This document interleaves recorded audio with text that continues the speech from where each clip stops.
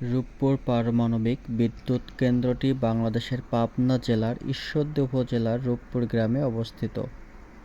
এটি আমাদের রাজধানী ঢাকা থেকে প্রায় ১৬০ কিলোমিটার উত্তর-পশ্চিমে অবস্থিত। কেন্দ্রটি পদ্মা নদীর তীরে অবস্থিত হওয়ায় যা কুলিং সিস্টেমের জন্য খুবই গুরুত্বপূর্ণ ভূমিকা রাখে। এই স্থানটি নির্বাচনের জন্য মূল কারণ ছিল ভৌগোলিক অবস্থান, পানি সরবরাহের সহজলভ্যতা এবং পরিবেশগত ও কারিগরি সহযোগিতার জন্য স্থানটি নির্বাচন করা হয়। পারমাণবিক বিদ্যুৎ প্রকল্পের পাশে দুইটি সেতু বা ব্রিজ অবস্থিত। একটি হচ্ছে ব্রিটিশ শাসনামলে নির্মিত হার্ডিং ব্রিজ, আর এর পাশে নির্মাণ করা হয়েছে অসাধারণ আরও একটি সুন্দর ব্রিজ, যেটি হচ্ছে লালন শাহ ব্রিজ নামে পরিচিত।